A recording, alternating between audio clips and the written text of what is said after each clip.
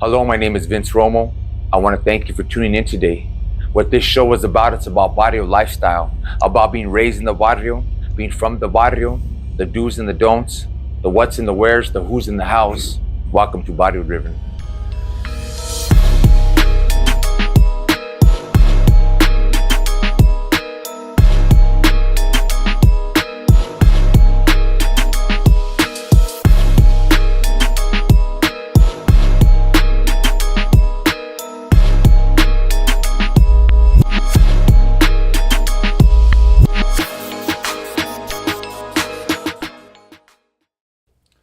Today I'm sitting down with Andres Huerta, who is also known as Negro from Kansas Street.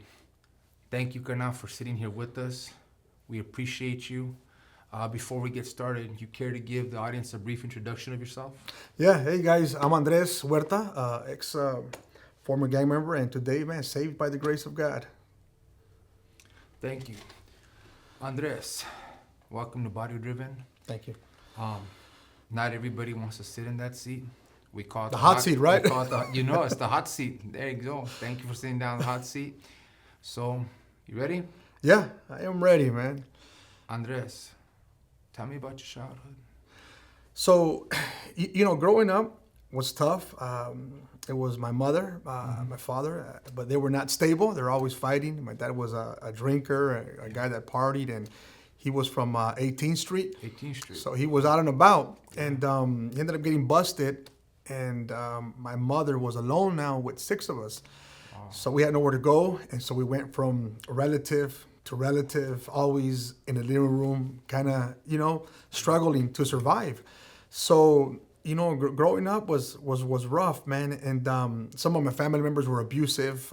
Some of them were, rejecting us. Some of them didn't want to share their food with us. Really? So there was a lot of abuse, mental, physical. One of my aunts sexually would molest me when I was younger. Really? So all that kind of, build, this hate and these walls and, some insecurities and some fears. So growing up, I would say it was hard and it was tough, man. And it was hard seeing other kids, have things. And I mean, just being able to go to McDonald's was like a huge thing for us when the cheeseburgers were like 15 cents, 20 cents. So it was rough, I got a lot of bad memories regarding, just the way that my father's family dealt with us. And seeing my mother struggle, trying to make it and trying to survive to feed 6 kids. No paperwork, she has no papers. She came here from Mexico. And just trying to do her best, to provide for us and to feed us. And in the midst of all that, all these, ugly faces from relatives and family and people not really wanting to be there for you, and there was people that were there for us, but then it was like, man, when are they going to leave? How long are they going to be here, man? They're eating up all our food or they're fighting with my kids and, we're just too crowded. So, I think we struggled for about 6 years, living in different places until my mother finally was able to save up some money. She was getting welfare and food stamps and doing, side work. And she finally got an apartment. It wasn't a 1-bedroom, it was a living room. Yeah. But we were all there. It was us, yeah. Describe the worst incident that you could remember of your childhood, because you're telling me that you're being mentally abused. Right, yeah. You're being physically abused. Right. And you're being sexually assaulted. Right. And how old are you at this time? I think I was 8 years old. Wow. When my aunt was, touching on me and taking me to go see her have sex with her guy, multiple guys. So your aunt would force you to watch her have sex. Yeah. It was like her thing, some type of fetish, Wow, that's a sick individual right there. Yeah.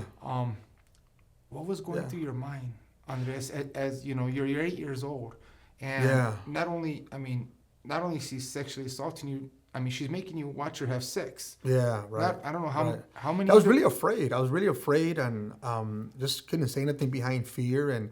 The dominance. Even though some people think, well, it was a female. No, it don't matter. I'm a kid. You know what I mean? This messed me up, mentally, and And so I was afraid. There was fear, heavy fear in my heart and mind. And Was there ever any point where did she ever like say, you know what, you shut up about this, you don't say nothing about yeah, it? oh yeah, many because- times. Yeah, this was like, you need to be quiet. You don't say nothing. And that was bad. I think one that really marked me. Not that it was really bad physically, but more because it was my father. He punched me a couple times, and Really?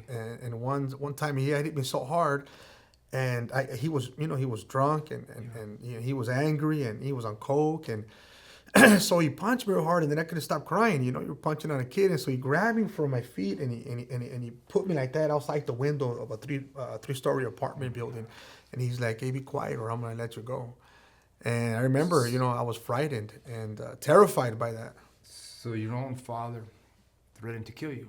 Yeah. If, man, what was it that he did not want you to speak about, that he stalked you? What was it that? It was him. It was pretty much his, just his drug abuse, his character. alcoholism. He grew up the same way. His father was abusive to him. So this was just his way of dealing, with me. But it impacted me because it was my father. So I became very afraid of him and terrified of him. So I remember a couple of times my mom would say, "Hey, you need to behave, and I'm gonna tell your dad." And I knew what time dad was coming home, so I would go and act like I'm asleep, just to avoid, a beating. Avoid And seeing it wasn't your father. discipline; it was a beating. Yeah. Discipline is good because it teaches you, right?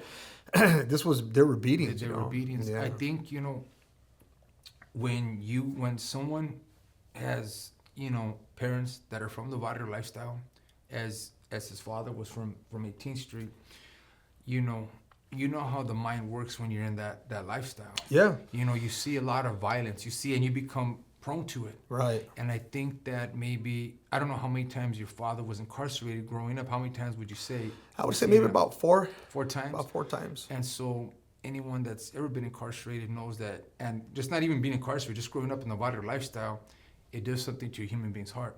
It does. And Big so, he's abusing you, and that's pretty sad that, that you had to go through that, that Yeah. you're afraid of your own father. Right. Not even able to, God forbid, if you were in trouble, I'm sure you wouldn't have even ran to dad. You would have been like, heck no, man, he's going to probably beat me up, Right. Now, you're in an abusive home. You're 8 years old. You're going from house to house to house, which sucks, man. When did you first get in trouble as an adolescent, and what did you get in trouble for? I was in 5th grade, and I remember me and a friend, we were like, "Hey, we're gonna go to the park. Hey, let's act like we're going to school, Yeah. and we're gonna take off because it was the elementary, and 2 blocks down was, the park there in Maywood. So I lived right across the street from the elementary school. Yeah. So my mom walked me to the corner and said, "Okay, go to school, right?" And so I'm walking, and I was looking back, and finally my mother went inside, and so we just went around the whole school and took off to the park, right? Yeah.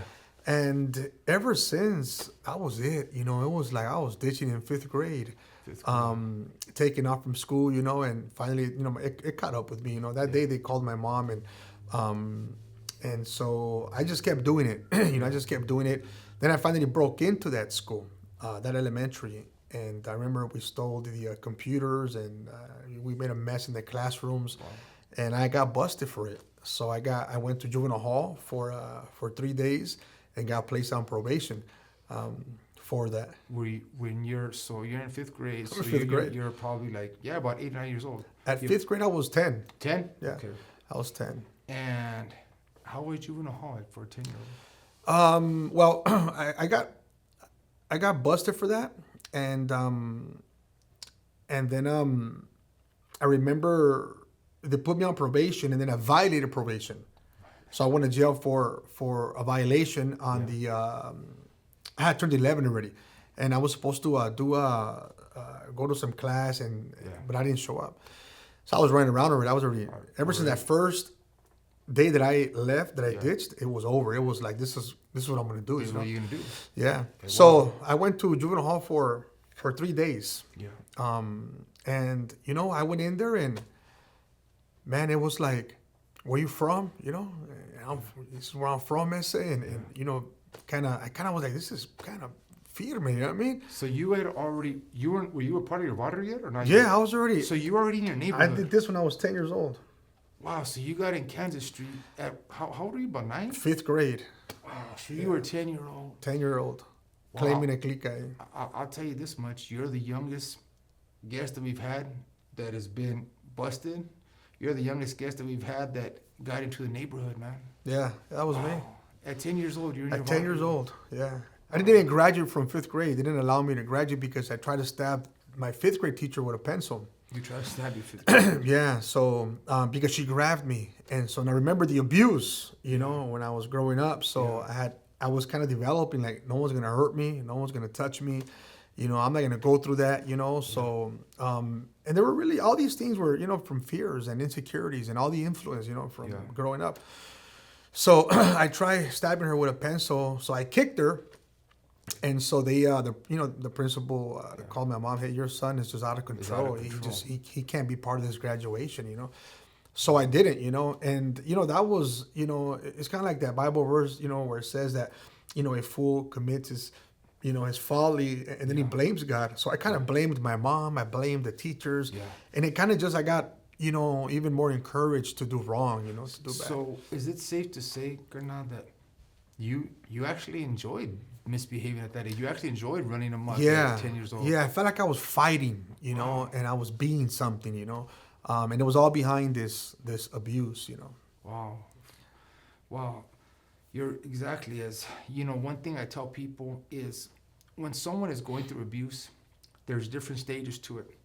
The first stage, and correct me if I'm wrong, but this is what we're, you know, like when I went through when I was younger, the first stage is you get, you're woe is me. You get the fear stage. You get the, whoa, why me? Why this happened? Why is this going on?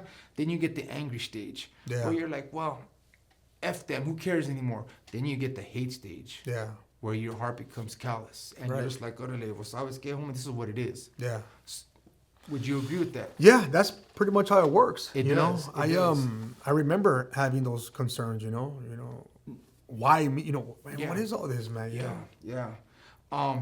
So 10 years old, you're already from your barrio.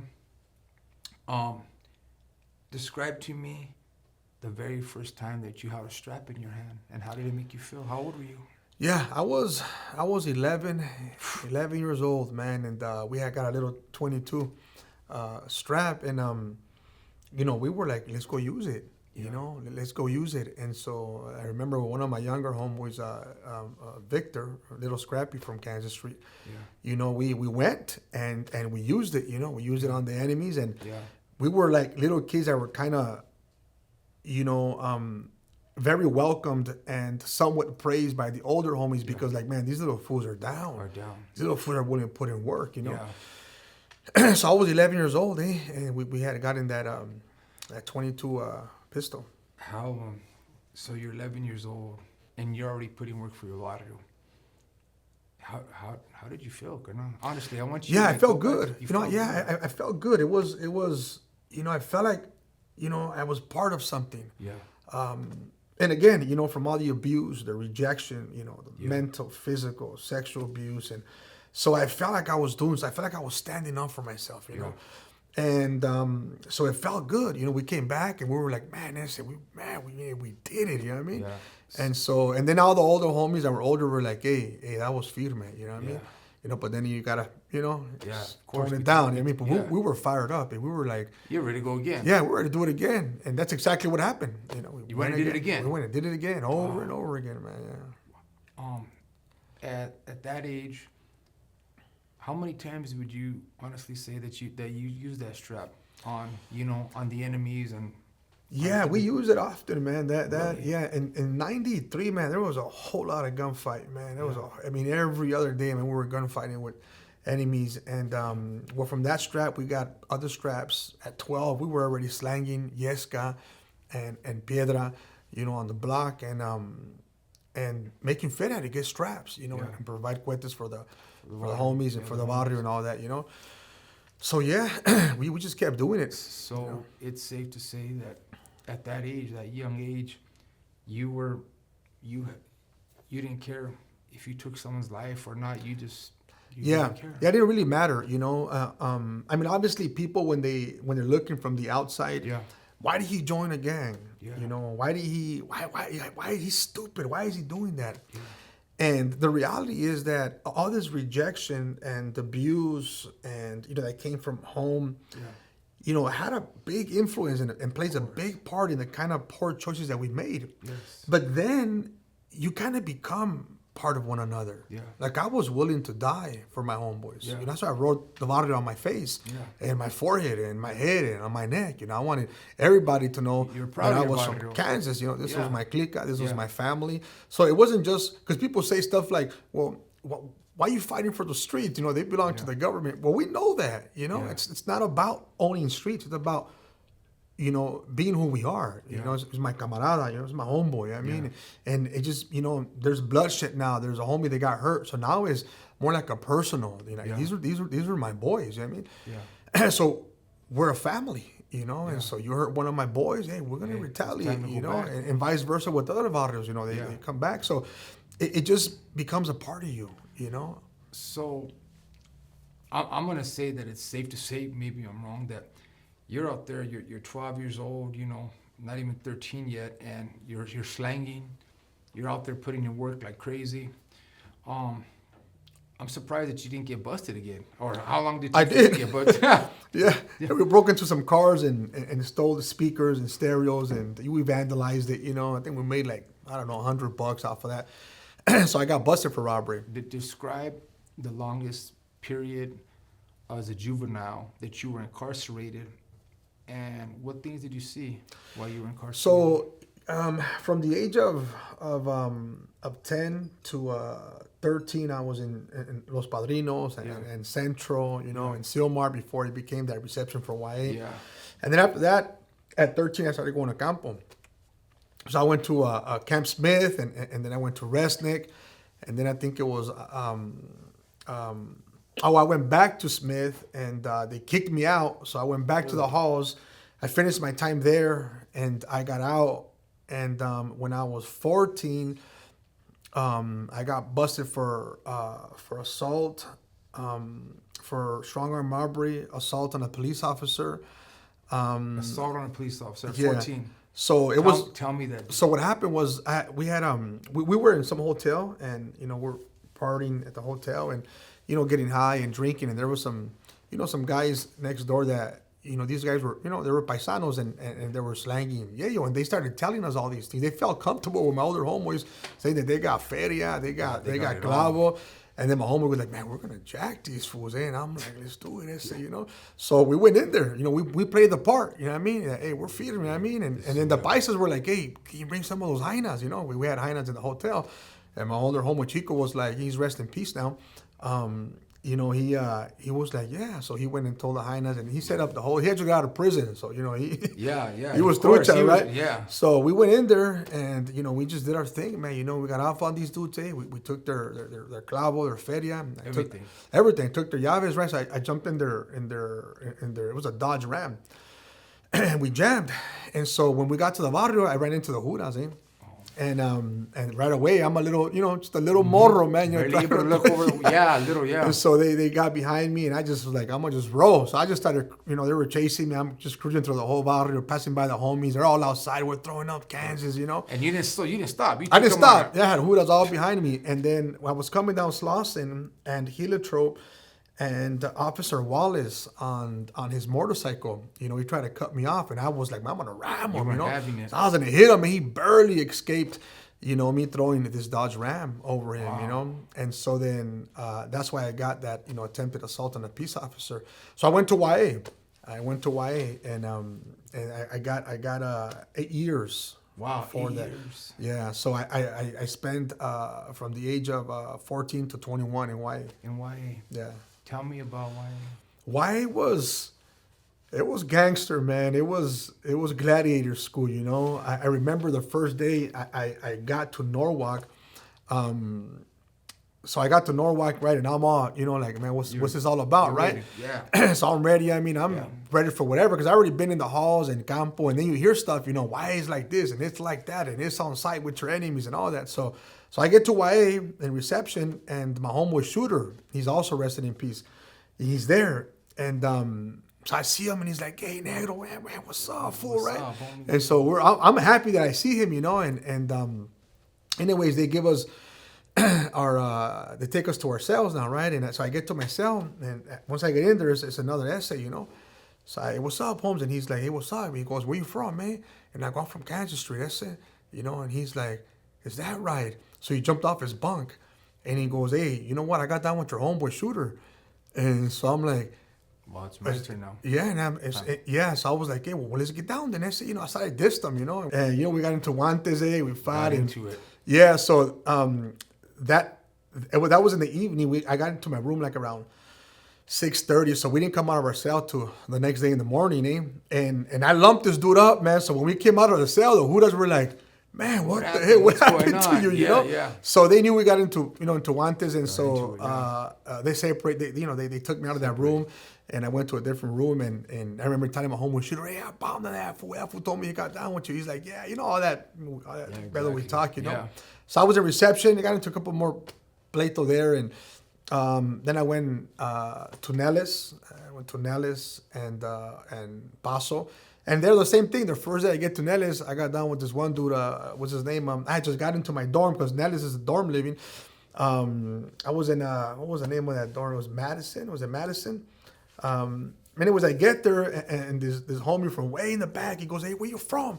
And I go, I'm from Kansas Street. I said right out loud. And he goes, hey, if you're barrio, fool, living with a young crowd. Starts putting on his shoes, getting ready. So he just runs to the front, and boom, we started fighting, Going at it. And so, the Hudas took us down, and they pepper sprayed us, and they took us to the nursery. And I was so hot, man. I was angry and just bitter, man. So they put us in the same van. And I told them, I go, hey, listen, once we get out of this infirmary and they wipe us all down, it's on again. That's it, It's on. And sure enough, they put us in the van, and I took flight on them. Yeah. And then I went to I did a shoe. I don't really call it the shoe, but the box. Yeah. I did some time there, 3 months, and then I went back to the dorm, and and. Wow. So this is you're 14, 15 years old. And you're getting down with everyone. Right? Yeah, just everybody. Gladiator school. Yeah, Gladiator school. And then 3 months where you're by yourself, man. During that 3 months, did you get did anything come to your head? Did you say, hey, well, or were you just still like, man, I can't wait to get out of here. I'm gonna bomb on that fool again. Yeah, there was really no thoughts of doing good, man. It was pretty much, I'm in this hole, and this is what it is, what I mean? What was the worst thing that you seen in YA? The worst thing. I want you to go back to the worst thing that you saw. I would say I was there when one of the homies from Orange County stabbed one of the COs, female. He stabbed her to death. Yeah. So they locked us all down. But I remember this one guy.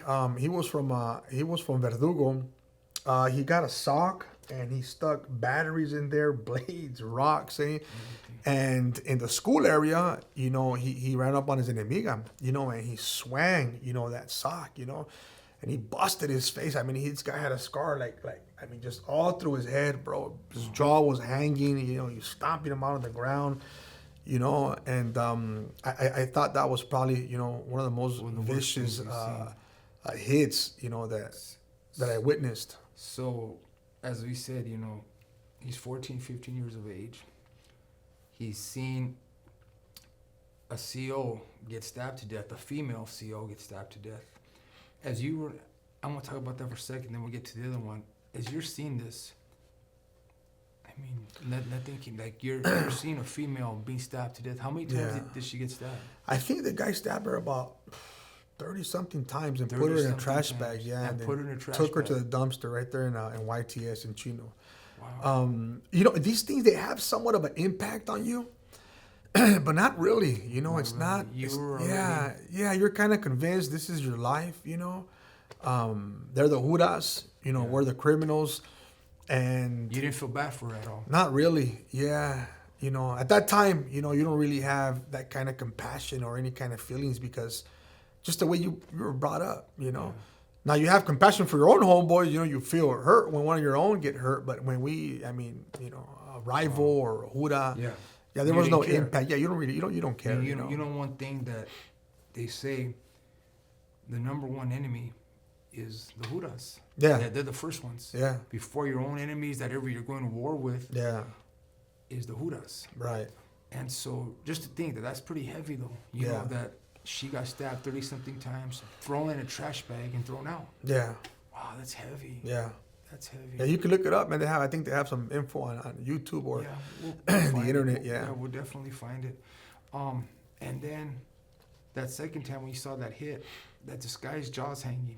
Yeah, his jaw is hanging, his head split, man. The guy's, you know, having a seizure on the floor, you know, shaking. And I remember it wasn't, we were like, dang, you know what I mean? Like, that fool got hit, you know, that was the expression. It wasn't like oh, pobrecito. Yeah, it was you know like, what I mean? damn, homie, You oh, got- wow. Yeah, you got Yeah. dealt with. I mean, you should have Yeah. been through, I mean. Yeah. And so that was in Nellis. I remember it was we were rocking around the bend. That's what they called it. A catch around the bend. That's it, right? You know, in between different barrios that were enemies. And I You know, remember that. Sometimes people think that, you know what, that juvie, YA is less violent than, you know, county or, you know, when you're, you know, in the pen. But it's just as violent. It is. It's just as violent. And some people think, as I said, that it's not rape happens in there. It does. Not, you know, not only rape, I mean, murder, I mean, you know, everything happens. They're just a little bit younger. Abuse from the Judas? Yeah, all that happens. In case you think it doesn't, it happens. It does. What's the biggest crime that you know, that you were convicted of? We don't want to talk about, you know. Yeah, my convictions were pretty much, you know, this assault on a peace officer, strong arm robbery, you know, stolen car, you know, guns, drugs. So I did my time in YA for that. And I got out, you know, looking forward to put in work. You know what I mean? It was like, now I'm going to be more trucha, you know. This time I ain't going to get caught. This time I'm going to do hollies like this, you know. So you didn't think about, like, you know, when you're getting out, man, I want to go with the hyenas. I want. Yeah, you know what I did? You did. I did. I actually, what happened, this was a trip because when I was busted, I kind of, you know, had an imagination of the kind of hyena that I wanted. And so, you know, I wanted a short, pretty hyena, you know, with curly hair, We you all know, do. real pretty. We all do, right? Yeah. And so I had this image, you know, in my mind. And the first month, the first 2 weeks that I got out, I was cruising with one of my homeboys, Snoopy, and there was two girls walking, and he knew them, you know. And when I saw that girl, it was like, that's the hyena that I've been thinking about, that I pictured in my mind to have. So I was just staring at her, and I was like, man, this girl is pretty, right? So my homeboy was like, I know them. So he starts talking to them, and he goes, hey, we'll give you guys a ride, you know? So they got in the car. I had a Nissan Sentra. I had I think like a 99 Nissan Sentra, dropped it with sounds. I thought I was rolling, right? I thought I was feeding it, bro. And they got in the car, and she's just in the back, right? And I'm just looking at the rear mirror, just staring at her. I could tell she's feeling awkward, you know? So then I told Snoopy, I go, hey, talk to Leni and tell her that, man, I like her friend, that she's real firme, you know, hook me up. So she was like, you know, they told her, and she was like, hell no, that dude's way too old. She was 16, I was 21, you know? 21. And but anyhow, to make a long story short, man, she's my wife. We've been together 23 years. We got 4 boys. Wow. She's right now on a yacht. You know, she's doing an expo. She runs a business for one of my good friends, and they're doing some network on a yacht, and you know, just trying to build the business and build relationships. 23 years, man, with this girl, man. Congratulations. Yeah, Congratulations, thanks, man. you know, and what's her name? Sylvia. Sylvia. Hey, Sylvia, how you doing? You know, so see, God blessed you, man. You got the, you know, even being out there, putting in work and being, you know, you still got the woman that you want. Yeah. Which is a miracle in itself. It is, man. Yeah. It lasted good for a minute because as soon as, you know, we got together, it lasted for about, I don't know, 7-8 months. And I started I would hide everything from her. she didn't know what I was doing. You know, she didn't know that I was, you know, moving, you know, clavo and being involved with the homies. I told her I was done. I mean, hey, you know, I sold her, you know, a different person. A different person. Yeah, I told her I was, you know, I was a changed guy and all that. How much weight do you think you were moving, carnal? Man, we moved a lot of weight, man. You know, Really? cuetes and, you know, you know, I'm talking about pounds and keys and all that, you know. A lot, yeah. Yeah, we did a lot of that, man. So, you're, as I said, you're about, well, you said you're 21 now. After that, did you end up getting incarcerated again? Yeah, I did. So I did my time in YA, right? I got out, and here I am getting involved again. And so I got busted when I was 24. They got me with half a key. About, I don't know, I forgot the amount of money. And what happened was some guy called me that he wanted an ounce of clavo, you know. So I said, hey, meet me right here at the store. So we went, and I went, and I was driving a Navigator with rims, and you know, the whole thing. You know what I mean? I get there, and I'm calling him again. Where you at? They said, you know. And as soon as I put my phone down, the Judas, you know, Compton Sheriffs. It was right there on Long Beach Boulevard in Firestone. And the Huda just gets off his car and he runs to my door. So I close my door, and another Huda, you know, and I'm like, man, I ain't got nowhere to go, man. So I just kicked my door open, my driver door, and I hit the Huda with the door. I jumped off, and I started fighting with this, you know, With the Hudas. sheriff. Yeah, so I started fighting with the man. You know how they have the vest? Yeah. So I grabbed him from his vest, and I'm socking him, and Taking it to boom, yeah, boom. And his partner is like, you know, hey, get down, stop, you know. And I'm just rushing with the mace. So he pulls out his taser, you know, the one that has those, it has like two thorns like that. Yeah. And he stabs me in the back, Boom, bro. He left me holes like that in my back, and then he got me in my neck. And so all the other Hudas, you know, they started rushing me. They put a beating on me, bro. So they had the scale, feria, all this dope. You know, they beat me severely, bro. When I got to the hospital, my head was about this big, bro, swollen. Wow. So I was leaking because he left me hose, bro. So they beat me, then they handcuffed me, and they threw me in the back of the cop car, you know, bleeding and my head swollen. And I remember when I was in there, I was like, man, I'm through, man. I couldn't breathe. Like I was losing consciousness. And so I was like, hey, you know, that's it, you know, I'm done right here, you know. But in my mind, I was like, hey, you know, I died for the barrio, you know. So and you were actually gonna die. Yeah. So they beat you that bad. They beat me that bad. You know what? A lot of times, like I had a homeboy that they did the same thing too. You know, out here in Pico, they beat them, and it's like they do that a lot. A lot of people don't think that they do, or you know, because there's no love lost between the barrios, the homeboys, and the Judas. Yeah. There's no love lost, so it's like, it's, you know, if they get a chance, they're gonna do it, you know, because and you know, since Andres socked the Hura, they took it to you. I can imagine they really gave it to you. Well, according to the law, they're supposed to restrain you, right, and control you. They're supposed to put some. It don't work like they that. put it in work, bro. You know, and I'm not complaining. It is what it is. You know. It is what it is. But I remember that they dropped my cases because of that. So they were going to give me 70 something years. And I remember the sheriff from Compton shows up to the county, and he goes, man, what the heck is wrong with you, man, you know? And anyways, you know, I said, hey, whatever, you know, it's Kansas Street on mine. And so they dropped the charges. They let me go, you know? And it was probably behind because of the abuse and the beatings, and maybe the reports from the doc, like, man, this guy was beat, got the I woke up 2 weeks later. 2 weeks. 2 weeks later, man, I was out. Yeah, wow. they put in some work, man. Were you just asleep, or were you in a coma for a couple of weeks? No, I was just asleep. For 2 weeks? Yeah, for about 2 weeks, man. The pain was that severe, and really my head was a horrible headaches, bro, you know. After the Judas beat you down, was there any, and I'm hearing you, and as I'm getting to know you, I don't see you, Negro, forgive me, or Andres. Yeah. I don't see you just saying, okay, feed me, I'm gonna let it go. Yeah, I see you like, you're gonna kill this vato. Yeah.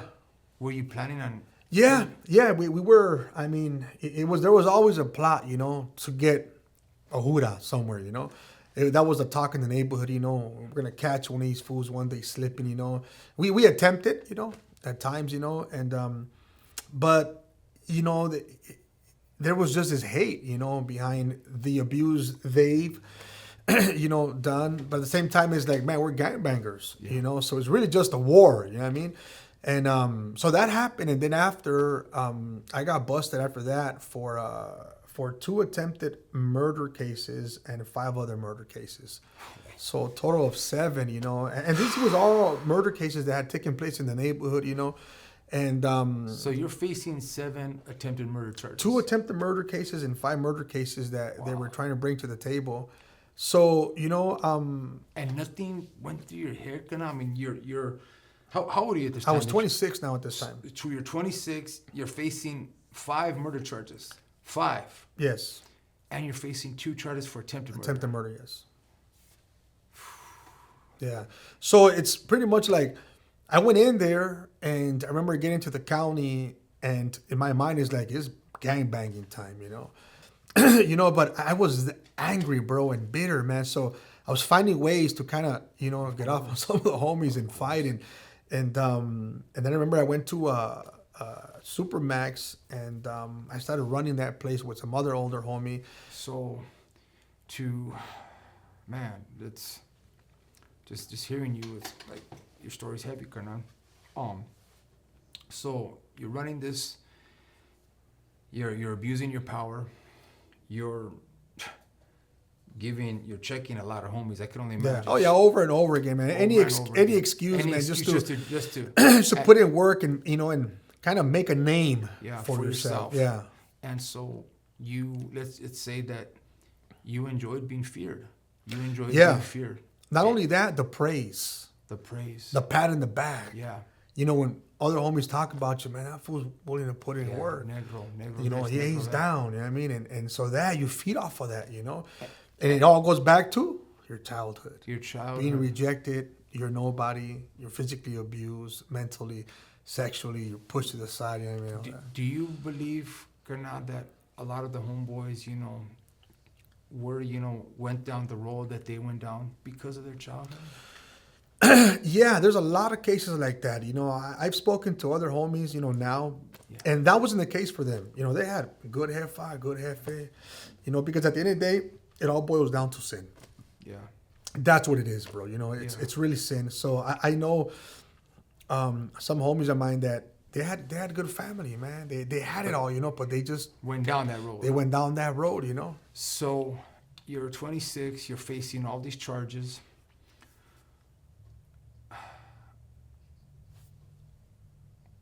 How'd you get home? So what happened was, so we were in Supermax, and there I am doing all this, all this trouble, and they came and they shook Supermax, and they took a lot of us to the towers, so single man cells. Some were single man cells, and some were, with the celly, and we were in I forgot the towers. I think C pod. I don't remember if it was C or D, but I got to this pod. And I'm just again angry and bitter, and I have this Sally dude, and I looked at him, and his appearance just kind of threw me off. He just looked like a weenie, bro. I mean, he was hiding behind his tattoos. It just looked like, man, I don't want to be celled up with this dude, man. So I was just angry, bro, behind the whole, the whole situation. So I was so bitter that I told myself, I don't want to see nobody no more, man. I don't want to see nobody no more. I just want to be done with this, man. I'm going to kill this vato. I'm going to kill this vato. They're going to put me in the hoyo, and I don't got to deal with nobody no more. You know what I mean? So I'll be done away with, You were going to kill yourself just because you didn't like his appearance. Not only his appearance is what triggered it, behind what I was already going through mentally. I'm done already. In my mind, I'm done. I'm never gonna get out again. This is it. So what? You didn't care no more. What does it matter if I whack this vato or not? You know what I mean? I'm done anyways. Do you believe a lot of the homies that are torcido and have life sentences feel the same way? Yeah. Oh yeah, definitely, so they don't bro. care. They don't care, bro. They got nothing to lose, man. You're done. later on down the line, they regret things, and they realize certain things. But in that moment of anger and rage, bro, it's like, F it, eh? This is it, Do you have any like regrets from that time now? Like, and let me ask you this, well, before I even ask that, you're getting ready to kill your Sally. So it's safe to say that you were willing to kill him and not be, you didn't care. Yeah. So you would have been able to put a gun to somebody and pull the trigger and not Oh care, yeah. right? Oh yeah. That's just pretty much how you're discipled. This is what you see. This is what you learn. This is what you do. This is part of Who you what are. we are. Yeah. If I were to ask you, Gernan, how many times in your life do you think that you've actually hurt or taken somebody out? How many times do you think you've actually really hurt someone in this life? Yeah, many times, bro. Many. As a matter of fact, behind all the violence and all the hurt that was instilled in people throughout this journey, of gangs, I had an issue when God changed my life, bro. Kind of, psychological issues in your mind, behind, the violence, and just the war that was going on and the people that got hurt and some of them are not around, but I'm here and I'm forgiven and I'm saved, and God is blessing me. So I dealt a lot in my mind, Do you carry that guilt, Gernan? Was there ever anyone that was saying, "Hey, don't get me, please don't"? Was there ever anyone that ever begged you? Oh, yeah. Please don't do this. Don't do this. Yeah, there was a couple times, Tell me. you run up on guys and where you're from, and these vatos are enemies, and and they start crying, and begging for their lives, and not necessarily, are they punks, but you're facing death, and they're gonna die. yeah, you can get killed right now. So there was multiple times where we ran up on guys and we pulled out cuetas and they ranked out, they didn't claim their barrio, they asked for mercy, and we gave them a pass, I'm like, oh, Vato's a punk, man, I remember one time when I first got out from YA, my homeboy, Spanky, I got out, and he was in the Bay for like 18 years. So he's with it, man. He just did 18 years in the Bay. He's pumped up, man. He's out in the barrio, freshly out. And we were in the bar, and there was these two dudes walking, and these vatos are wearing Ben Davis, Cortez, you know what I mean? The whole thing, white tees, and they didn't know that we were there. So we happened to walk out, and we seen them, and I was, no hesitation. That's our barrio. Like, hey, where you from? I say, aquí para Kansas, and my homeboy Spanky comes out, and they're like, no, we're not from nowhere, And I remember homeboy Spanky picks up his shirt, and he had his barrio, in his stomach, And so we started fighting with these dudes, bro, and, the homies had cuetas and all that, and they were like, hey, please, man, hey, give us a chance, hey, and we did, we bombed on them, and we let them go, and that happened multiple times, What about the times that you didn't give them a chance?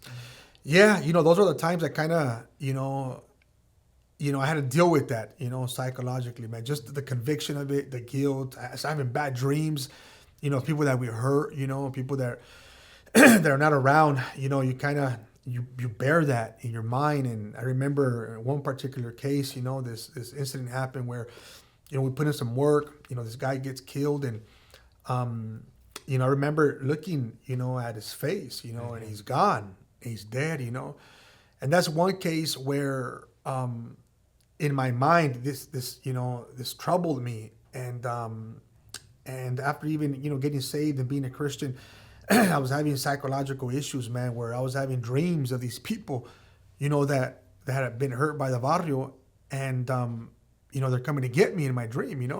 I remember one guy,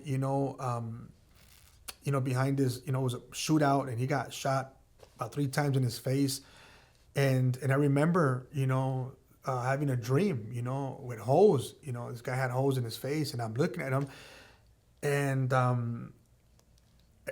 it was just scary, really, trauma, right? And then another incident, I was in juvenile hall, and I was, in juvenile hall, you have like a thick mattress on the floor. That's where you sleep, right? So I was asleep in the mattress, and took my blanket off. So I was gonna go and and knock on the door to use the bathroom, because in juvenile hall you don't have bathrooms in your cell. So when I took up the blanket, I get up and there's this guy that had gotten killed, through gang violence. And, I'm like stuck, and he's like laughing at me, and just a lot of that, and it took time for God to deliver me from all that through forgiveness, So you actually, that's heavy, and that's why I said not everybody wants to sit in that hot seat. Yeah. You're getting up to use the baño, and you see someone that's already killed. This isn't a dream. Remember, I'm dreaming this. Oh, you're dreaming this. You're dreaming this. You're in the dream. You get up to use the baño, and you see this individual that's gone, that's killed, that was murdered. Right. And not only him, but other people that you've helped take out of this world. Yeah. Is it safe to say that you suffer from PTSD a little bit?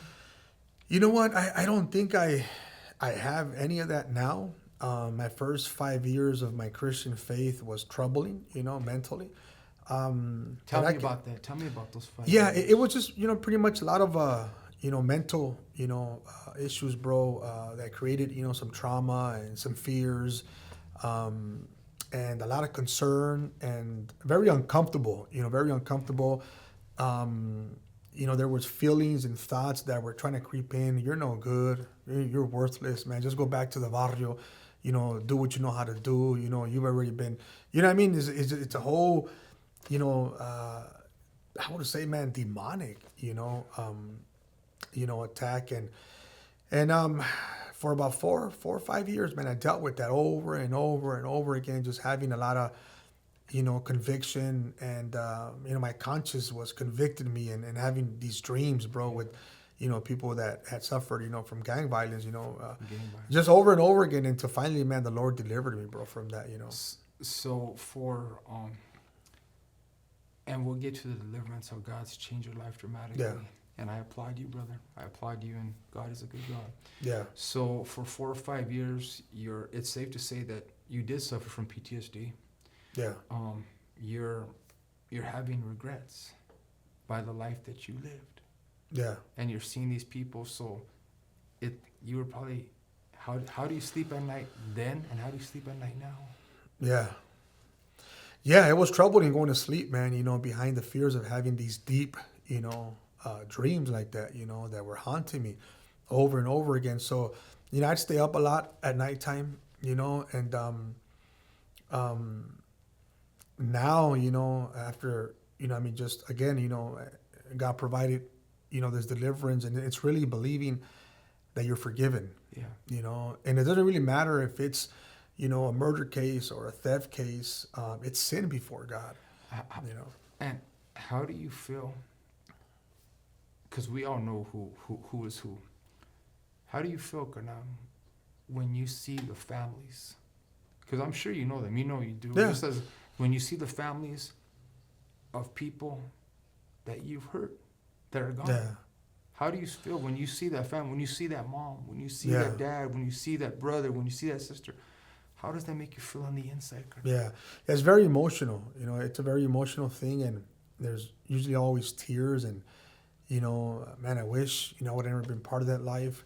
One guy in particular, we were both shooting at each other. We hated each other's guts, right? He shot some of my homeboys, and I shot some of his homeboys, and back and forth. And the last time I had an encounter with him was we got into a fight, and he had got the best of me, right? And we were fighting, and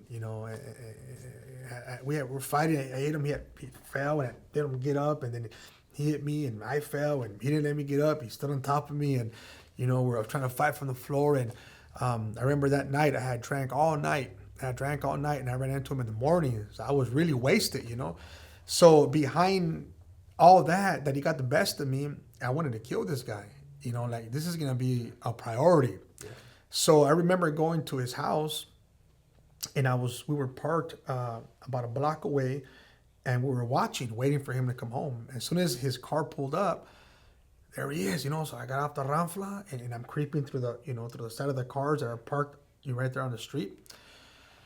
And so I get, to the front of the house, and he gets off his car, and, I'm like hiding behind the car, and he goes to open his door, and I just, run, from the side of the car, and I got him at gunpoint, and I'm like, hey, yes, and he looks at me, and then when I was about to blast him, his wife gets off the car and his kids, and so I looked at them, and he runs to the side, and so I kind of backed up, and, and I told him, hey, come outside, let me get my run back home, and he's like, nah, you're going to shoot me, And then I'm like mocking him, like telling his wife, like, that's the kind of fool you're married to.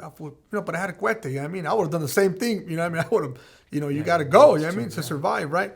So anyhow, I got back, my homeboy pulls up, and I got in the truck, and right when we got to the corner, there was a Huda turning on that block. Oh, wow. I would have got caught. I would have been done right there.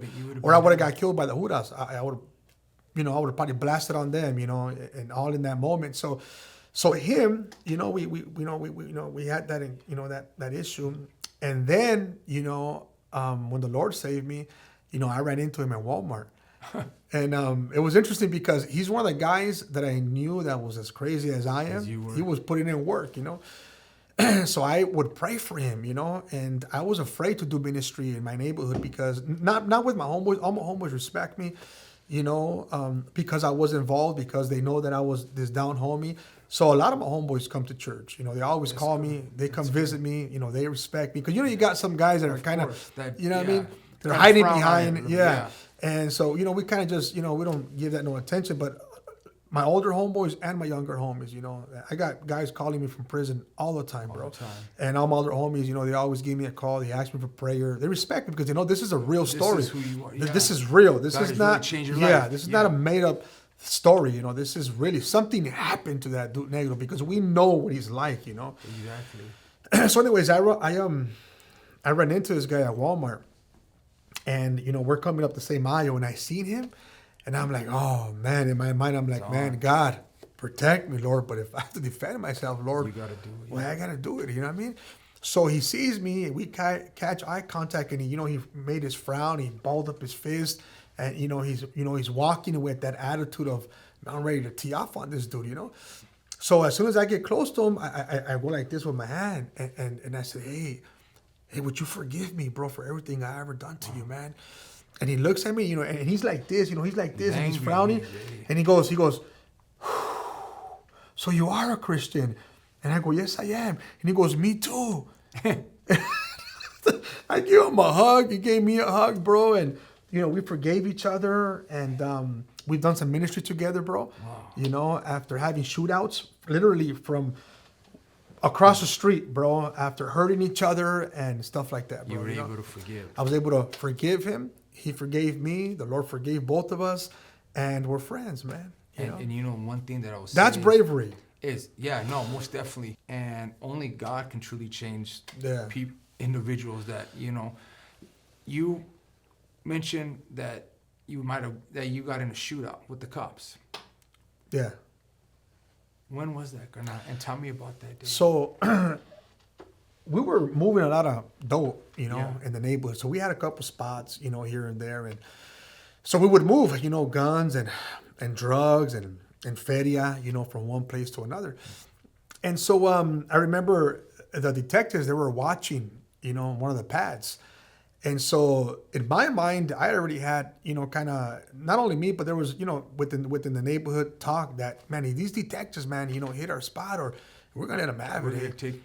Yeah, we're good. We ain't going to lose feria and dope and all that, And so sure enough, man, we were sending feria and dope, from one spot to another. And the detectives were kind of watching. So when the car left this one area, this one house, and they pulled them over, like 2 blocks down. And so we knew because we saw, you know what I mean? And so within that moment, the homies, we pulled out Fuscas and we started letting them have it. You start letting them have it.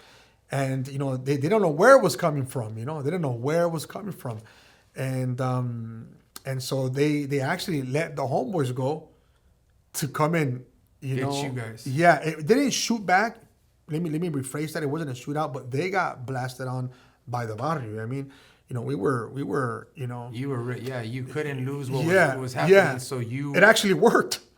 You know, they that car had dope and cuetes, bro. But because everything. you know the homies, within the barrio, they got blasted on, so they went to go hide under, behind the cars, and they got in their cars, and man, who's shooting at us, And so, my homeboy took off in the car, and we saved the day, bro. You saved the day. You have a lot of tats. Yeah. Do you mind if you show us some of your tats? Yeah, I don't have, I went pretty much my head, you know what I mean? This is K Life. This is what I was dedicated to, K Life. And then right here you have KST, which is Kansas Street, and obviously the 13, which is the 13th, letter in the alphabet, And then right here I have Kansas Riders. Right here is the name of a couple of my road dogs, which is Boo Boo, Blanco, and Scrappy. Those were my boys. And then my face, I forget what I have here. Is it okay? This is a case. So I got my wife's name, and it's crossed out because we got into a fight one time. So I went and got all faded, and I crossed out and put a K for Kansas Street, right? So then I got Sureño here, and that's from putting in work, you know what I mean? And then I have the monitor on my chin, a KST. I see it right there. Yeah, and that's for Kansas Street, and I've had laser treatment on these, about 5 treatments. They're kind of faded. I never went back to a Homeboys Industries. Just got busy, working. And what do you have on your arms? I don't have nothing on my arms here other than just a quarter sleeve, some clowns and, some OG gangsters and girls. And are you willing to show us some of that? Or yeah. I got Kansas on my back. Would you be willing to take your shirt off? Yeah. Yeah, I was 12 years old when I put Kansas on my back. 12 years old? Yeah, and I just thought I was like, man, it was big because I was smaller. Yeah. I was smaller back then. So I got, this is some girl, and this is supposed to be a dude with a gun. He's flipping you off, pointing a gun. If you could turn to the side. And then that then stuff you got there. the clown. Mm-hmm. You got the all over the place. You got on your back row. So my back, that's. I was 12 years old when I did that, or 13. Years old. 13. You got your barrio. It says La across. Calle, Kansas. Yeah. Yeah. I was huge back then. If you could turn a little bit. That's the image of Christ, and this is a guy with a. What made you get that? And even though you were living such a violent life, Yeah, no, this one I got it afterwards as a Christian. Afterwards, yeah, I got this as a Christian. So this represents violence, gangster, Pancho Villa, bro, and you have Christ now, and this is a cross, and his hand is nailed. And so kind of just, covering my sins. My sins, and my lifestyle, That's heavy. So, yeah. Wow. Yeah, man. Thank you, brother. Thank you. So it's safe to say exactly as you said, you were a proud gang member. Yeah. You were proud of your barrio. You have it on your forehead. You got it on your chin. You got it on your head. You were willing to die for your barrio. No ifs, ands, or buts, carnal. Yeah, that's true, man. So, thank you for showing us for your tats, carnal. Yeah. We appreciate that. So you're 26, 27. You're out there, and what was a turning point in your life, brother? And before we do that, do you have any homeboys or any homegirls that you lost, that has a big hurt for you? Yeah. And what happened? Yeah, there's a few, but I think the most impactful one was my homeboy Ricardo. That was Chico from Kansas Street. He actually died exactly the way he told me he was going to die. Now, there's a song by Tupac that says, "Dear Lord, when I die, let me be effed up and high with my finger on the trigger, a thug for life or a gangster for life." So one day we were drinking and smoking Yesca, and he's like, "Hey, Holmes, when I die, yes, I'm gonna die like that, Holmes. You know what I mean? A straight gangster." And I was like, "Man, we ain't gonna die, yes." You know what I mean? But that's what he said. And that's exactly, how he died. He got invited to a party, and in that party, some rivals got invited also. And, they're drinking and getting high, and he went to the side of the pad to urinate. And so while he was urinating, this enemy came from the side and stabbed him in the side of the neck. So he turned around and pulled out his cuete and blasted him. And so shot the guy that stabbed him, and obviously falls to the ground, and he's high, he's a gang member, and he had his cuete in his hand, and so he choked on his own blood. And so I was busted when this happened. Now when I got busted, I went to YA. I was real skinny, so when I was in there, I was doing push-ups, and burpees, and a lot of workout, And he would always do this to me. He goes, "You're a little skinny out the way, right?" And you could kind of like, knock on my bones, Yeah. And so in there, I remember I was working on my chest, and in my mind, when I get out, I'm going to have Chico knock on my chest now. He's going to be on swole, right? And for whatever reason, I've always remembered that, because I was a kid. Remember, I was a kid, eh? And he was like someone that was there for me, even though we were in the barrio, and he was someone that was there for me. So when that happened, I remember, man, I was in YA, and I knew the barrio that did it, but there was no guys from that barrio in YA, so I took it out on somebody else, on a different barrio in there, me and my homeboy Scrappy. And, I miss him, I miss him, I understand it's part of the gang life.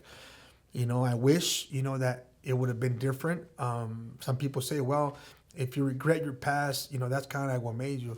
Not really. That's not really all that true, man, because there's a lot of people that have gone through what we've gone through, the abuse and all that, and they didn't take that route.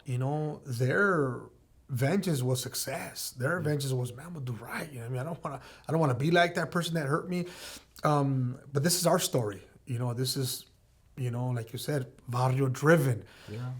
And I do miss him, and I think about him all the time. I got his name on my neck, in loving memory of Chico. Oh, yeah, I see Yeah, that. in memory Yeah. of Chico. And I named my first son after him. Wow. My first son's name is Ricardo, and that was Homo Chico. He we got a lot of memories with that guy. He kind You of really loved him and looked up to him. yeah. He was like, he was my big homie. He was, someone that had feria. He took care of me in a way and kind of explained to me, the gang life. And as bizarre as it may sound, he's teaching me that gang lifestyle. That's bizarre, right, for an older guy to be teaching a youngster. But this was who we were. And again, it's not really the streets. It's who you become with your gente. You know what I'm saying? And his family, if you guys watch this, Yeah. you have our deepest condolences. If you were to put a number on the amount of homeboys or homegirls that you lost through your whole time at gang, even now, because even though you've changed your life, don't get it twisted. You're still from Kansas Street. Yeah. You're gonna always be from that barrio. Yeah, God has changed you and you're changed, but you're always gonna be known as Negro. Yeah. This doesn't that Negro just Yeah, when they come to church, they don't say, "Hey, pastor." They say, "Hey, Negro, what's up, black?" Exactly. You know what I'm saying? Yeah. Because you're one of their homeboys. Yeah. If you were to say, if there was a number, Kernan, Yeah. how many homeboys or homegirls do you think have been taken I away? would say, bro, death, life sentences, some of them paralyzed, some of them lost in the streets. Probably about 65. Yeah. Yeah, it's huge, man. It's Do you lives lost, Do you think that, okay, because of your choice, your Barrio lifestyle, the choices you made, as you've suffered from PTSD, it's safe to say that you do have regrets. Yes. So you have regrets. You've lost about 65 homeboys or homegirls. You've been incarcerated many times. You've gotten in shootouts. You're shooting at the Judas. You're ready to die for your barrio. Right. You've rose to an area of power. Now you have power. You have respect. You're facing 5 murder charges. You faced 5 murder charges, 2 attempted murder charges. Go ahead. Going back to when I was telling you when I wanted to kind of take my celly out behind these charges and just, my past and, all this, trauma and, conscious convicting and just really bitter. I said, I'm going to kill this dude. And I kill him. They're going to put me in the hole. And I don't got to see nobody no more. I just be slammed down. And this is just going to be just my life. And so that night, I got ready. Everything ready. To choke this guy out, strangle him at nighttime when he was asleep. And they came and pulled him out. The Judas came and they pulled him out. And they took him. He got shipped. I don't even know where he went, but they pulled him out of my cell. So I was tripping out. Like, the first thought I was like, man, this fool, man, he's lucky. He's lucky. You know what I mean? And then that night, the following day, I was by myself and I started having thoughts about Jesus, about God. I started hearing my mom's voice. Hey, ask God to forgive you. Repent of your sins. God is a gracious God. He forgives the worst. Then I remember a guy had told me a Bible verse about, committing murder and you got to pay with your life, So I'm having all these thoughts and then I'm saying to myself, man, I'm not going to cry out to God. Man, I'm not going to pray. Man, where is all this coming from? And so I was in that cell and in my mind battling with all this. And somebody had gave me a Bible and I had kept it in my personals. I don't know why I kept it. I don't really believe in God.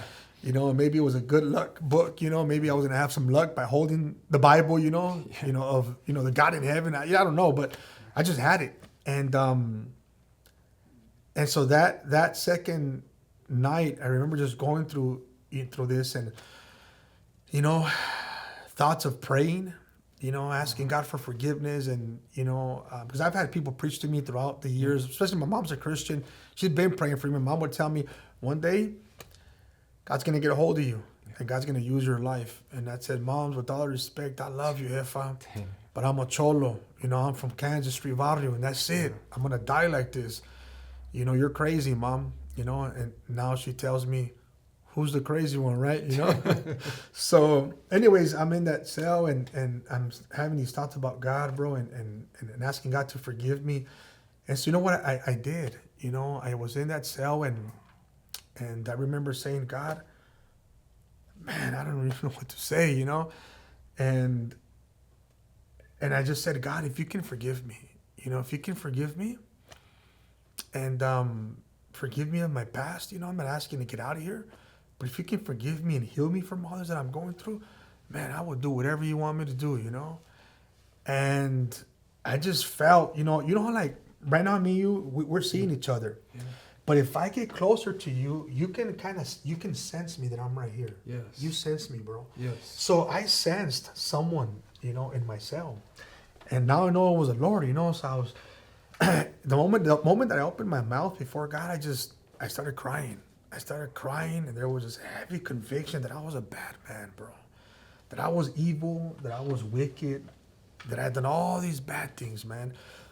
But at the same time that there was this assurance that I can be forgiven, of my sins. Yeah. And so I remember just crying and asking God for forgiveness and, I kind of surrendered my life. The Lord came to my cell, bro, literally. Nobody came to preach to me or give me a Bible or anything like that there.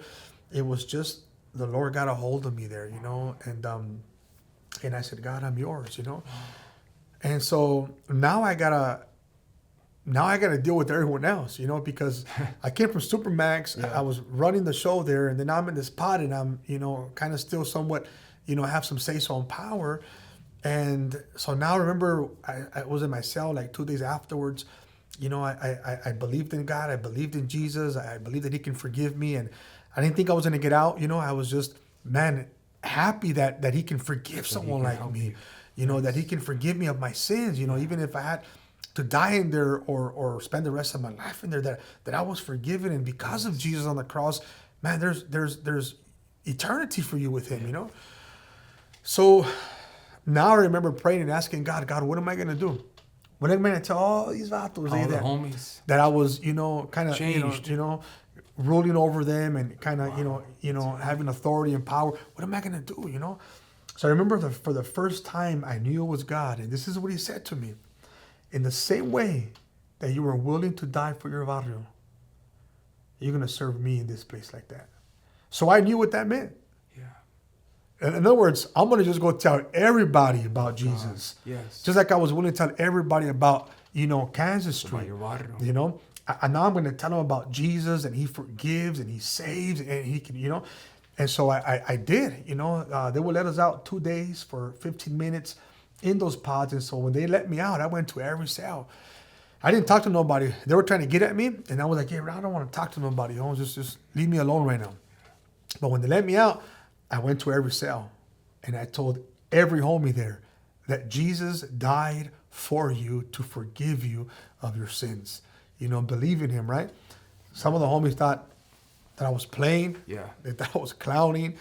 They thought I was playing the part, man. One of the homies was like, man, Negro, that was a good one, homie. You almost had me convinced, Some were like, nah, you said you in disbelief, Of course. And I said, hey, I don't want nothing to do with this life no more. I'm going to serve Jesus in this place, I didn't ask for protective custody. I didn't PC up in there. I stood, there in the pod. And I allowed the Lord to just use my life because of what he said. I understood. Just like you were in your barrio, you're going to do that for me now. And that's in Romans, chapter 7, or chapter 6, where it says, in the same way that you presented yourself for unholy things, for unrighteous things, do so now also for the Lord. And so I just went and told everybody about the Lord, bro. And I don't know, there was this peace, bro, and this joy that I've been forgiven. And even if they were going to give me a life sentence, hey, Christ died for me. He forgave me of my sins. I belong to him now, and I'm going to do his work, at whatever cost. And so I did, I had some encounters with some of the homies trying to, test the waters. And I remember I kind of came at some homies kind of sideways. I remember there's one homie from the Brats.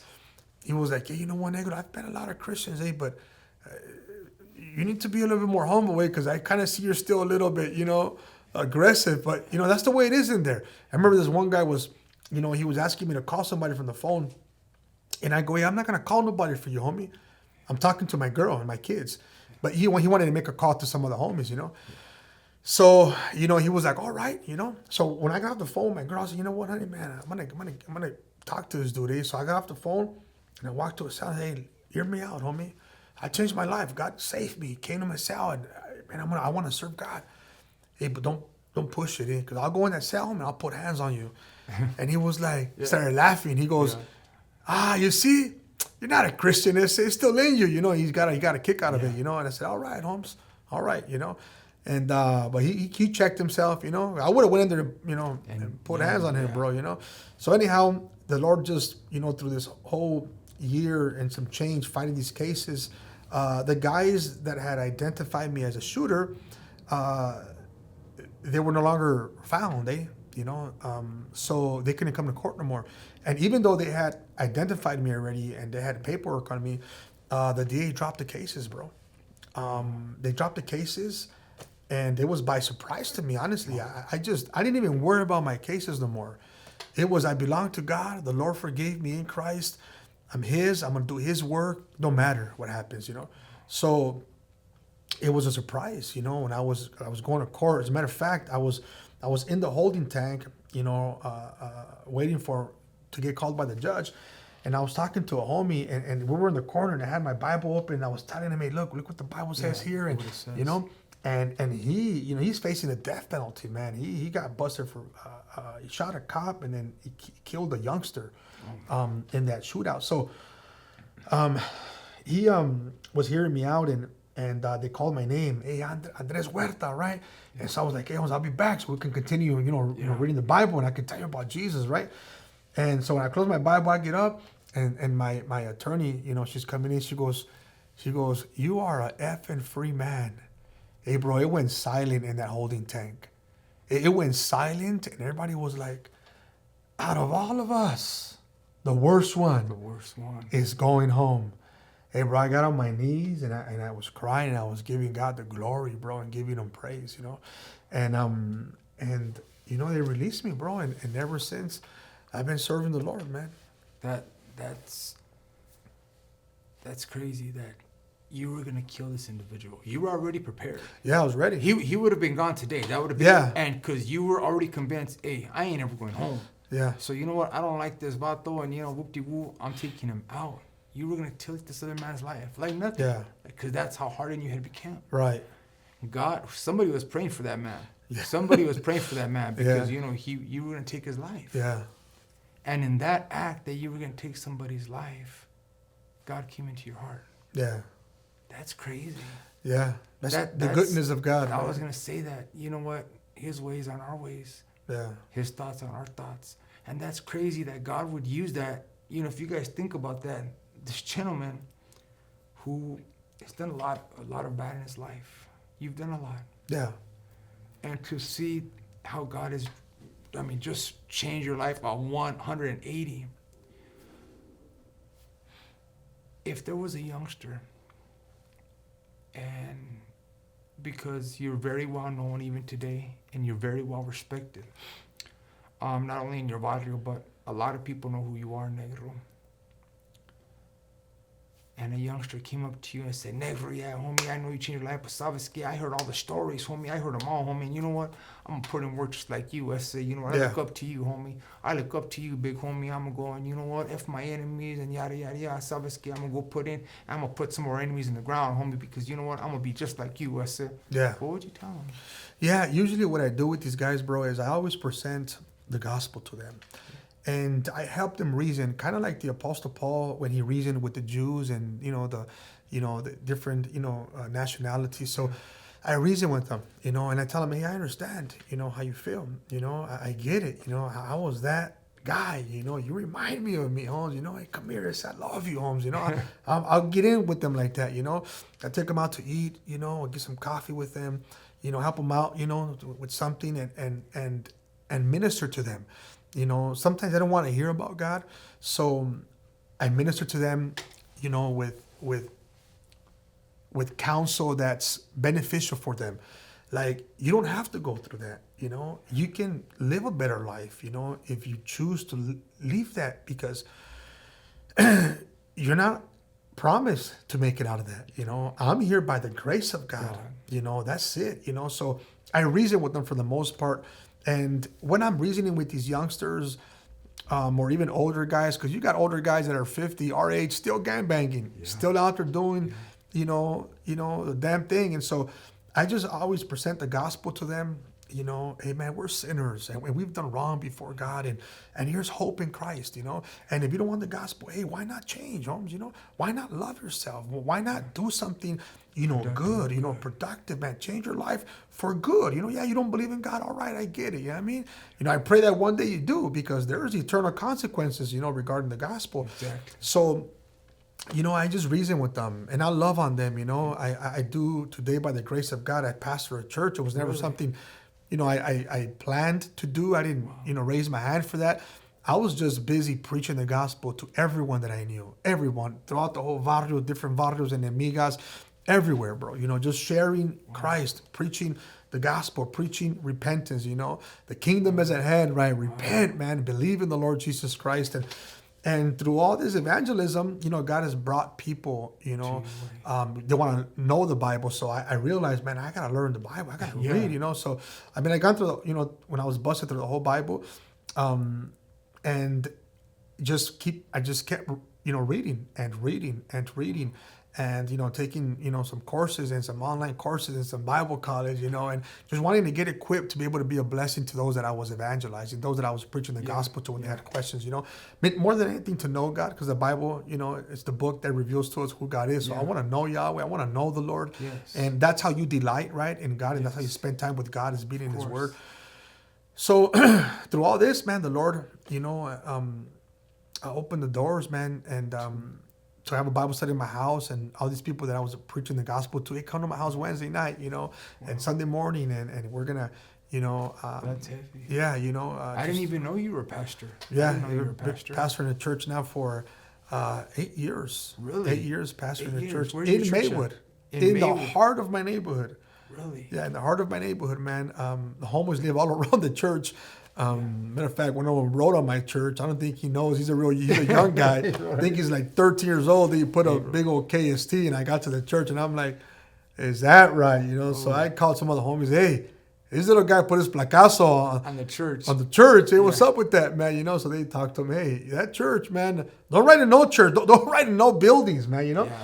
But that church, hey, it's off limits. That's a homie right there, man. Yeah, you know. Off limits. And so yeah, pretty much just presenting the gospel in love, bro, and in truth, you know, and with hopes that they would, you know, reason and they would, you know, come to repentance, you know, and a change of mind, you know. It's not worth it. It's not worth it. You know, you fight out here and you're killing each other, then you go to prison, you got to get along.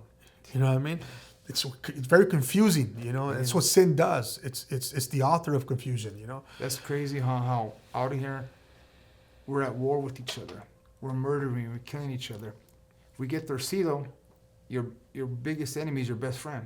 Yeah. You know, like, how you doing? You know, and it's a trip. Yeah, it is, you know? man. But you know, it is what it is. If you could go back in time, Kernan, what would you tell your younger self? You know, I should have responded, you know, differently. And it's kind of hard to say that because those are kind of like almost impossibilities, you know, being brought up the way that we were. But if I would have responded differently, because that's how life is, man. You know, everybody gets hit from different angles in life, you know. And it's how you respond, you know. It's how you take those hits, how you respond when life, you know, comes at you like that. So if I would have made different choices, you know, if I would have really sat there and thought about what I was doing, you know, is this truly worth it? Is this true love? You know, is this really, I mean, you know, but I didn't, you know, I just kind of just allowed it to become a part of me. This is who I was, you know. So I always tell the youngsters and people that I minister to, man, think, you want to be wise? Study consequences. That's heavy. You know? Study consequences. Yeah. Wow. So, you know, it's been a blessing, you know, now, you know, pastoring the church, having ministries there. I have a ranch in Apple Valley. I have 2 younger people from our church right now that are being discipled at my house. Wow. I train them to get on horses, how to deal with cows and the agricultural life. It's kind of crazy because, you know, I'm a cholo, right? But there's a Spanish word called ranchero. Yeah, ranchero. And I love horses, bro. I've been blessed with some real nice horses. And this guy goes, you're a straight cholo. How you doing riding horses, right? And he goes, I'm gonna call you rancholo. Rancholo. I like that, rancholo. And so I use everything God has given me. You know, the body shop, I do custom. The guys that work at my body shop, they're rehabilitated guys. So you have a body shop. I have a body shop where I do custom work, classic cars, all the restoration, you know, metal work, you know, full restorations. And I use that, you know, as a ministry to help guys out. How did you get from, like I said, your story is very heavy, brother. Your story is very heavy from where you come from. You own a ranch now with horses? With horses. Yeah. And you got agriculture. You're over here doing, I mean, teaching young people or doing yourself. Not only do you doing here in agriculture, you have a body shop? A body shop. Wow. Yeah. How did you, I mean, no offense. I mean, I'm going to say it's safe. I mean, did you graduate high school? Did you get your GED? Did you get, you had none of that? 5th grade education, man. 5th grade, he has a 5th grade education. 5th grade. I went to school up to my first quarter of my sophomore year. Then I got expelled for fighting with some enemies. And that I never went to school again. Yeah. So I got to the 10th. So 5th grade. 5th grade. And you own a body shop. How did you get so blessed? You know, I when I first got out, you know, from these murder cases, I was looking for work, you know, and I went to a lot of warehouses, man, and just behind my record, you know, it was like, no. Impossible. We'll call you. We'll see, you know. So I got a job working with some guy from the church I was going to. It was actually my mom's church. He did painting houses. So I went with him for about a year, and, you know, I got blessed there. And then I got a job finding at a warehouse because he was out of work. So I got a job at a warehouse, and I went from warehouse to warehouse. but I was responding to everything now different, you know. Yeah. And I got back together with Sylvia because we had broken up. Got back together with Sylvia. You know, she was working. So we just worked, just hard work. And I ended up working for Whole Foods. Whole Foods is the 13th best company, man, in the world. Really? Yeah, it's a very successful company, well paid, you know. That was the best job I've ever had. But it was getting in the way of ministry. Yeah. So I've always liked cars. I've always worked on cars, you know. I've always admired them when I was younger, you know. Matter of fact, I would steal Regals. I would steal the Cutlasses. I would put gas in them. I would primer the fenders if I scratched them. You know, I would, you know, I was interested in cars always. And so anyhow, I had some money put away and I just decided, you know, I'm going to start working on cars and we'll see if God will bless this. So I went looking for a shop to rent, just like a little place, you know, where I could work at. And sure enough, man, some lady by the name of Maricela, Espinosa Body Shop in Southgate, off of Long Beach and Ardmore. I went there and man, she rented me just one little garage, you know, in her body shop, spot. And that's where it all began. You know, Really? me and a guy by the name of Mike, and he was struggling with that gang lifestyle. So he was kind of, you know, in the shop, and he would leave me and I would be mad at him, like, man, we started this, man, you gotta get back over here, you know, because he knew more than I did. Yeah. And he's a really good painter. He painted one of my favorite cars. I love that guy. He got lost for a minute. And that's an interesting story because I couldn't have him at the shop anymore behind his gang lifestyle and you know, drug abuse and all that. And so I kept on pushing with this business. And so I moved out of Southgate and I went over to buy a ranch in Hesperia, Apple Valley area. And I got a building there. And then I told my wife, hey, I had a dream about Mike. And she's like, oh my gosh, don't even start. You know, that guy's bad news, you know. And then, all right, you know, she's right. You know, it makes sense. You know, he was thugged out, man. He was doing his thing. And I'm trying to run a legit business. And then I had a second dream about him. Really? I had a second dream about him. And I was like, man, I got to find out what's going on. I got to call him, you know. This time I didn't tell my wife, you know. So I got a hold of him. And remember, he's from East Los. He's from the east side. Yeah. So I'm talking to him, and, you know, I'm happy to hear his voice, and so I ask him, you know, just to make a long story short, hey, are you working, Mike? And he goes, nah, man, I'm looking for work. Hey, but you know what? I don't live in LA no more. I go, where do you live at? I live in Victorville. Down the street. I go, no way, bro. I go, I'm up in Hesperia, bro. And he's like, what? I go, hey, give me your address, man. I want to go see you. So I got his address. I went to go see him. And I dreamt this, that we were in a shop together and we were smiling and we were working hard. Wow. And that dream that God showed me is fulfilled today. He's true. at the shop right now, working at the shop, Shout you out know, to kind Mike. of, you know, Yeah. kind of, you know, taking care of business, man. He's become a very respectful guy. You know, he don't go to church with me, nothing like that. You know, he believes in God. He's confessed Christ. He was going to church for a minute. But he changed his life around and he works hard at the shop, man. He's the guy, if I say, Mike, hey, man, we need to stay till like 10 tonight. Yeah, I got you, bro. got it. He's there. He knows I love him. You know, he knows that I care for him. You know, and to me is you know, a joy to see him working hard, taking care of his kids. And I know it was God because God showed me this in a dream and he's back, you know. It's not a coincidence. You can't fabricate that stuff, man. That's the work of God, you know. And, you know, I always tell people, and Mike, we're going to get you on Barrio Driven, man. We got to get Mike over here. Get ready, Mike. You know, that's one thing. It's funny, you know, I take dreams very serious. Yeah. For me, I don't know about anyone else, but for me, I take dreams very serious because God speaks to us through dreams. You know what I'm saying? So if someone has a bad dream about me, I get all like, well, man, Lord. You know what I'm saying? Because God speaks to us, man. He does. Dreams, Acts you know chapter 2. You know? You know, and it's crazy to see just how good God is. Because think about this. This gentleman that's sitting here before you, this man has totally transformed his life. That's, you know, we're just being real. Yeah. This man has hurt many people in life. This man has caused a lot of pain. And he knows it. He knows it. He's right here. And has struggled with PTSD. struggle with many nights of regrets. As he said, you heard it from his own lips, 4, 5, 6 years not being able to sleep. Being, it's safe to say you were a little paranoid. Yeah, big time.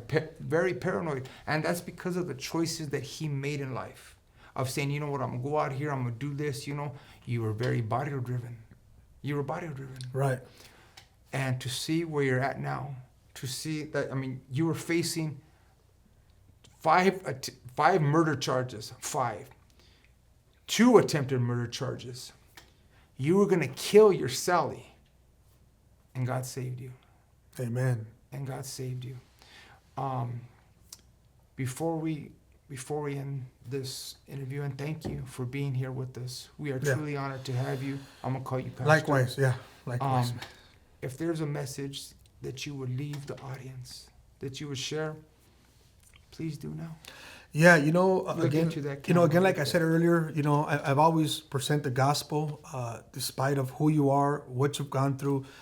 There is true hope and true joy in the work of Jesus. I believe this wholeheartedly. There is really no life worth living apart from Christ.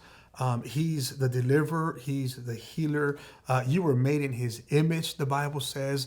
And so, like I said earlier to Vince, that, if you want to be wise, man, study consequences.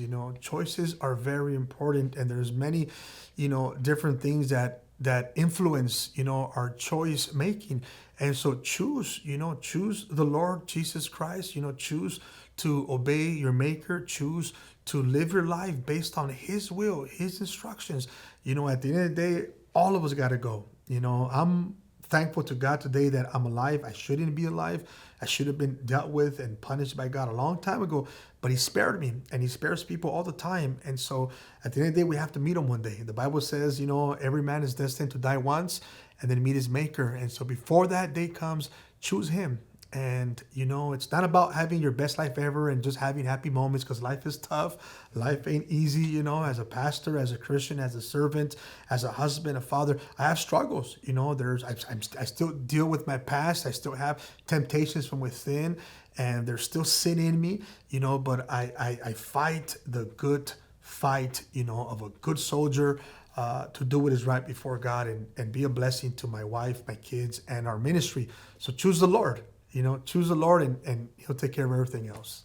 Where's your church located? If you could give the address. Our church is in the city of Maywood. It's 4411 East 61st Street. There in Maywood, California. And we have our services for men Monday nights at 7, for women Tuesday nights at 7, Wednesday night midweek study through the Old Testament at 7 p.m. A Thursday night midweek service in Spanish, because I'm bilingual, so I teach in English and I teach in Spanish. We are not only people that love God, but we love the teaching of the Word, and kind of like the show here is Barrio Driven. We're Bible driven now, and we just want to teach the Word and expound on the Word. That's our philosophy of ministry. And then every second Saturday and third Saturday, we feed our community. Over 150 people come to our church on these weekends, and we provide groceries for them. So if you know a family that's in need, they can get a hold of us, livingwaymaywood.com. We are always providing for these families. And then Sundays, we have services in Spanish at 9 a.m. and at 11 a.m. And if you want to come and enjoy a barbecue, we got some good cooks at our church. Every first Sunday, which is tomorrow of the month, we have a 6 p.m. service with prayer, worship, and a barbecue, man. So that's our info, and I hope to see some of you guys there. God bless you. Do you have any social media that you want? Social media, we have Living Way Maywood on Instagram, and on Facebook, Living Way Maywood. And if you're interested in, restoring cars, man, One Firme Custom. We do full restorations. A lot of the funds that come in, they're used to help, our church, teenagers, people that are troubled, that have gone through the same past Vince and I have gone through.